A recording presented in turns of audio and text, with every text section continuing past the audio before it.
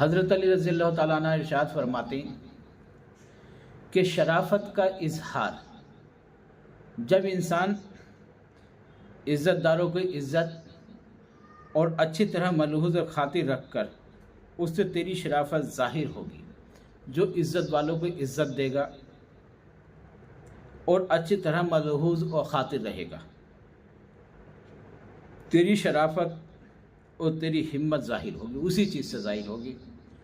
اچھے لوگوں سے اچھی طرح بات کرو اور غلط لوگوں سے بھی بات اچھی طرح کرو، تبھی تو آپ کی شرافت ظاہر ہوگی اور اس سے ہمت بھی حاصل ہوگی۔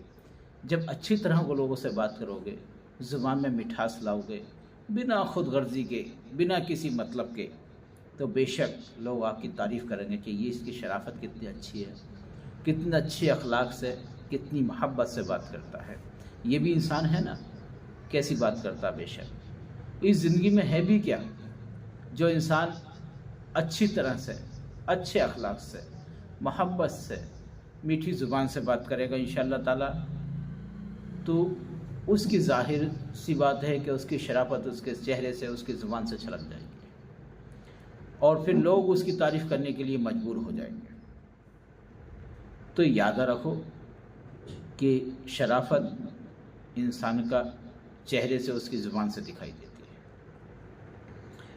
اور اللہ کے رسول صلی اللہ تعالیٰ علیہ ارشاد فرماتے ہیں کہ انسان جب زیادہ مذاق کرتا ہے نا، تو مذاق میں اسے نقصان ہوتا ہے، مذاق اسے نقصان کرتی ہے، کیونکہ اس کی اہمیت کم ہو جاتی ہے، اس کی عزت کم ہو جاتی ہے۔ تو زیادہ مذاق کرنے سے آدمی کی عزت چلی جاتی ہے، حضرت علی رضی اللہ تعالیٰ فرماتے ہیں۔ اور حدیث بھی اس بات کی کہ انسان کو زیادہ مذاق نہیں کرنی چاہیے، کیونکہ زیادہ انسان ہنستا ہے، مذاق کرتا ہے نا، تو اس کی عزت اس چیز سے چلی جاتی ہے، لوگوں سے دشمنی پیدا ہو جاتی ہے۔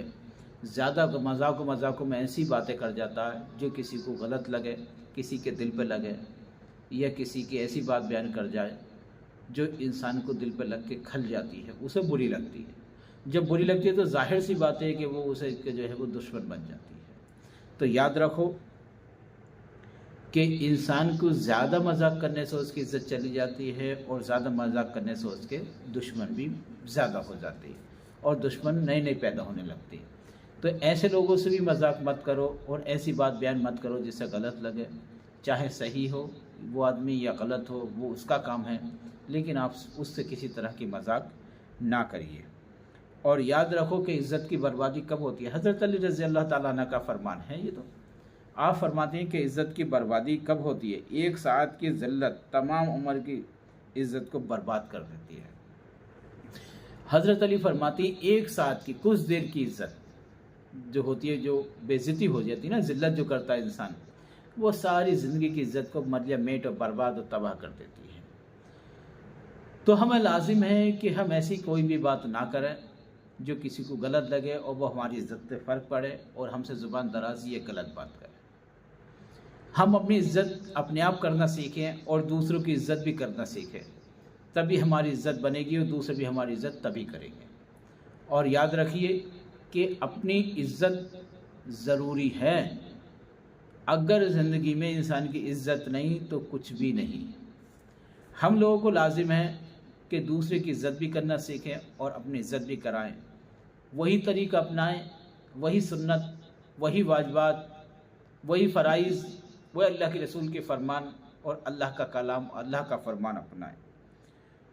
اور یاد رکھیں نیک گمان، حضرت علی رضی اللہ تعالیٰ عنہ کا فرماتے نیک گمان جو ہے انسان کو عقل مندوں کی خصلت اور نیک کام علبی ہمتی کی نشانی ہے، یعنی کہ نیک گمان رکھنا عقل مندوں کی خصلت اور نیک کام علب و ہمتی کی نشانی ہے، کہ یعنی کہ نیک گمان کرنا بھی اچھی بات ہے، لیکن نیک عمل کرنا بھی اچھا ہے۔ یہ نیک لوگوں کی نشانی ہے اور یہ ہماری زندگی میں ہونا چاہیے۔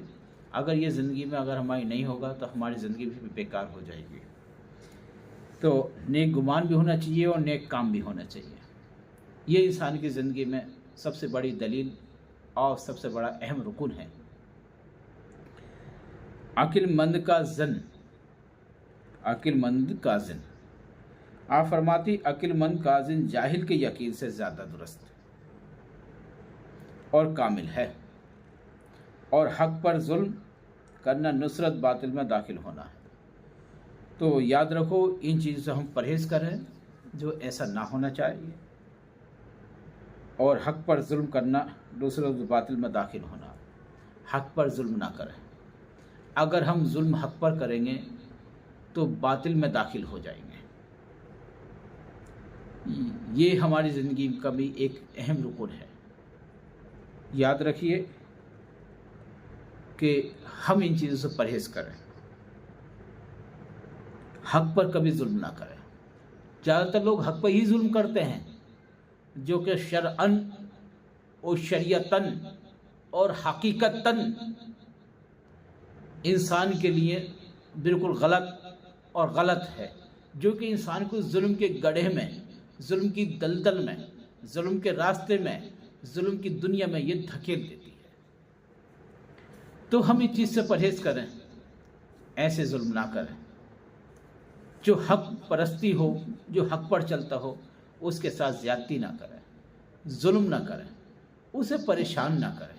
اس کی آہ نہ عرش اعظم تک پہنچتی ہے، اور جب اس کی آہ عرش اعظم تک پہنچتی ہے تو ہم بھی فنا و برباد ہو جاتے ہیں جب ہم حق پر ظلم کرتے ہیں اور پھر ظلم کا راستہ اختیار کر لیتے ہیں، جو ہمارے لیے بہت خراب ہو جاتا ہے، ہمارے خاندان کے، ہمارے گھروں کی والوں کی زندگی کو تباہ و برباد کر دیتا ہے۔